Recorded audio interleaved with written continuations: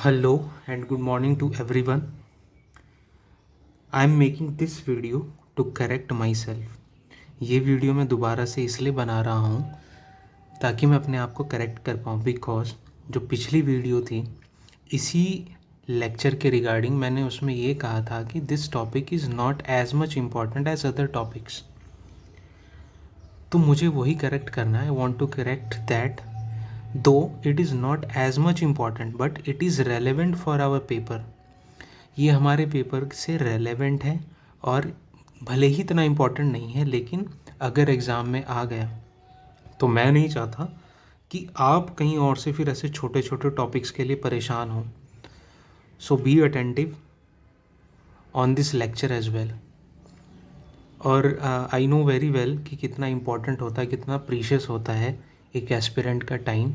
तो मैं कुछ भी ऐसा नहीं पढ़ाऊँगा जो आपका टाइम वेस्ट करे। So you can have faith on me on these things that I am not going to waste your time a bit. तो हम देख लेते हैं एक ओवरव्यू कि प्राइवेट और पब्लिक रिलेशनशिप में क्या डिफरेंस और समझ लेते हैं। जो प्राइवेट रिलेशनशिप है उसकी बात हम तब करते हैं जब रिलेशन हो फैमिली या फ्रेंड्स के बीच, और ये इनफॉर्मल इन नेचर होता है, बेस्ड ऑन इमोशंस होता है। और एग्जाम्पल हमने देखा था कि राम है सन ऑफ दशरथ।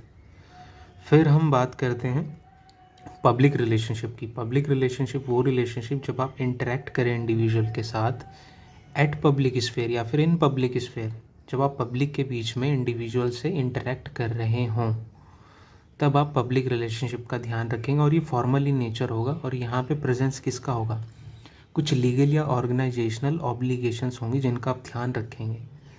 हमने एग्जाम्पल लिया था कि यहाँ पे तो run as son of Dasharatha behave कर रहे हैं, इंटरेक्ट कर रहे हैं। अब यहाँ पे जब वो किंग होंगे, किंग की तरह जब इंटरेक्ट करेंगे तो वो इन सभी चीज़ों का ध्यान रखेंगे। फॉर्मल इन नेचर होगी उनकी रिलेशनशिप, जो उस पोस्ट के एज अ किंग जो नॉर्म्स और रूल्स होंगे उनका ध्यान रखते हुए ही वो इंटरेक्ट करेंगे। चाहे वो अपने फादर से इंटरेक्शन कर रहे हों, चाहे अपने ब्रदर से इंटरेक्शन कर रहे हों, वो पब्लिक रिलेशनशिप को मेंटेन करेंगे। अब एग्ज़ामिनेशन हॉल में यानी कि एग्ज़ाम के अंदर जब आप ये क्वेश्चन को डील करेंगे, अगर आ जाता है तो आप उसको ऐसे नहीं छोड़ सकते सिर्फ डिफरेंस दिखा के या फिर इनको एक्सप्लेन करके। हमें एक अच्छा कंक्लूजन भी देना पड़ेगा। तो कंक्लूजन में हम क्या लिख सकते हैं, उस कंक्लूजन में हम ये लिख सकते हैं कि understanding of both types of relations is important and to act accordingly, यानी कि दोनों की समझ होना बहुत ज़रूरी है और उन्हीं के हिसाब से एक्ट करना भी ज़रूरी है। लेकिन but However, these relations cannot be divided in watertight compartment। हम इनको watertight यानी कि एक दूसरे से बिल्कुल ही सेपरेट भी नहीं कर सकते, बिकॉज हमारे पास कुछ ऐसे केसेस हैं, कुछ ऐसे इंस्टांसेस जो हमने देखे जिनके अंदर इन दोनों का जो अमलगमेशन होता है, इंटरमिंगलिंग होती है, इन दोनों के एक साथ कोऑपरेट करने की वजह से जो हमारे रिजल्ट्स होते हैं बहुत अच्छे हो जाते हैं। फॉर एग्जाम्पल हमने एग्जाम्पल लिया था द्रोणाचार्य एंड अर्जुन का। अब यहाँ पे रिलेशनशिप क्या है, टीचर और स्टूडेंट की। टीचर और स्टूडेंट का रिलेशन एक पब्लिक रिलेशन है, लेकिन हम जानते हैं स्टोरीज जो हम सुनते हैं इनके बारे में कि इनका जो रिलेशन था वो कैसा था। It was public come private relationship, यानी कि एक फैमिली की तरह भी रिलेशन था, जिसकी वजह से क्या हुआ, अर्जुन एक बहुत बड़ा मार्वलस आर्चर बन पाया। एक और हमने एग्जाम्पल देखा था कि XIS BD शर्मा, इन्होंने क्या किया, ये ट्राइबल्स के बीच जाकर रहे, जहाँ ट्राइबल्स रहते हैं उनके बीच में रहे ताकि उनकी प्रॉब्लम्स को समझ पाएँ, उनके इश्यूज़ को रिजॉल्व कर पाएँ।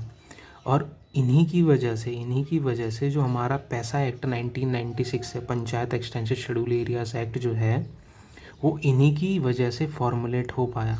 तो इस तरीके से पब्लिक कम प्राइवेट रिलेशनशिप भी कभी कभी बेनिफिशियल हो जाते हैं। तो दोनों को एक दूसरे से अलग समझना भी गलत है, लेकिन दोनों की समझ होना भी ज़रूरी है। तो यही था ethics in private and public relationship के लिए। सो तब तक के लिए bye bye, take care and see you in the next lecture. Bye bye.